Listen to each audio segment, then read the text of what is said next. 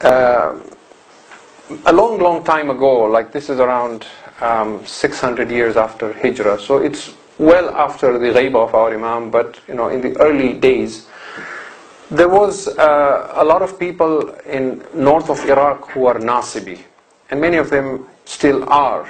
Like during the time of Saddam, you have these places like Tikrit and all these places. And Mosul was one of these places where there used to be a lot of Nasibis. And the governor of Mosul was a man who was a non-staunch Nasibi, meaning he hated the Shia and he hated the Ahlul Bayt alayhi salam. And him and his wife did not have any children, so they made another. And the another they made is that if Allah blesses us with a child, then we will kill a Shia. We will get this child to kill a Shia. This was the level of their hatred. Now look at how Allah works. He blessed them with a child. So they blessed a child, they called this child Jamaluddin. He was known as Jamaluddin al-Musili. And he grew up, fine young man, the son of the governor of Mosul and so on. When he reached his early 20s and he was now all, ready and built, his mother said to him, my son, you were born by the barakah of Allah because we made another that if He blesses us with a child, you will kill one of these Rafidis.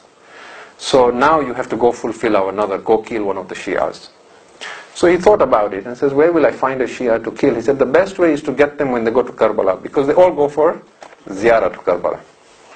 So he came south from Mosul and he sat at a crossroad where the qafila, the caravans, because in those days they would travel with camels, right, and horses and so on. So he was waiting for a qafila of Shia to come so he could attack them. He had a dagger. The first night nobody showed up. Second night nobody showed up. This is a documented true story. Because this man, when he converted Jamaluddin al-Musili, he became an alim amongst the Shia. This is his own story. The third night, as he sat there, he saw a caravan approaching from a distance. He saw a qafila. He said, this must be a group of Shias coming back from Karbala, heading in a different direction. I will get them there. He waited, but the caravan was moving very slowly, and suddenly he was so tired, he felt drowsy, he fell asleep. The qafila came, they passed by him at the fork of the road, and they went on. They moved away. When he woke up, he realized, I missed them. This was my opportunity to kill a Shia. And all that he saw was he was covered in dust, because when the qafila passed, with their horses and all that, ghubar, they were covered, he was covered. So he went back very disappointed that he missed killing them. He slept that night. He says, when I slept at night, I had a dream that it was the day of judgment. It was Yawmul Qiyamah. And somebody announced and said, bring all the Nasibis for the fire of Jahannam. And he says, we were all brought to the fire and I was one of them. And he says, they started throwing all these enemies of Ahlul Bayt in the fire, and they took hold of me, the angels. And I was screaming with fear, and they threw me in the fire, but the fire threw me back out again. So he says, now he is reporting this. He says, the angels in my dream asked the fire of Jahannam, Ya naru Jahannam, he is a Nasibi. Why do you not burn him? And the fire says, we cannot burn him because he is now covered with the dust from the Zawar of Hussein. He is now covered with dust from the Zawar of Hussein.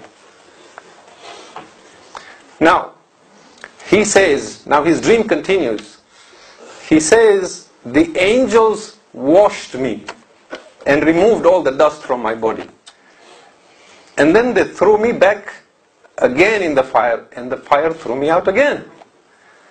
And the angels asked the fire and said, why do you not burn him now? We have removed all the dust of the Zawar of Hussein.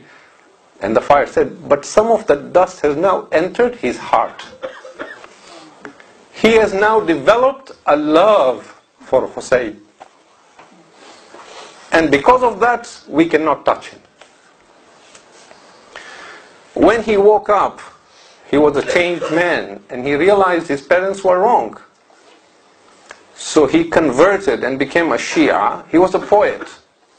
He went to Najaf, he studied Islam, he became an alim. Then he went for ziyarah of Hussein, and he composed a couplet which is written on the dhari of Hussein.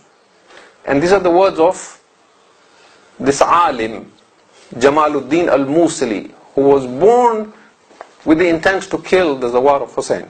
He composed this poetry. He says, and this is on the dhari of Imam al-Hussein, إِذَا شِئَتَ النَّجَاةِ فَزُرْ حُسَيْنًا. If you want salvation, then go visit Hussein. لِكَيْ تَلْقَ الْإِلَهَ قَرِيرَ عَيْنًا. So that you may meet your Lord with that which will delight your eyes. Why? فَإِنَّ النَّارَ لَن تَمَسَّ جِسْمًا. For the fire of hell will never touch a body. عَلَيْهِ غُبَارُ زُوَارِ الْحُسَيْنَ. On which is the dust of the Zawar of Hussein. إذا شئت النجاة فزر حسينا لكي تلقى الإله قرير عينا فإن النار لن تمس جسما عليه غبار زوار الحسين. And that is why you're told, if someone goes to Karbala, comes back, try and shake his hand or hug him before he takes a shower even. Because he brings with him a barakah that you don't understand, but the fire of hell understands, that the angels understand. It doesn't matter in this world, but it matters in the hereafter.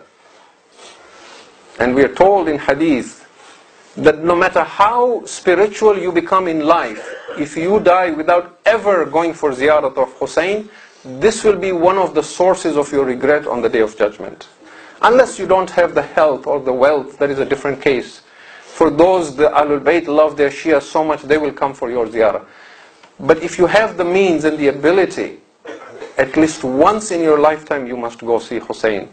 Because the maqam of the Za'ir of Hussein on the Day of Judgment is completely different from anyone else. It doesn't matter how great an alim he is or what his level and his maqam is.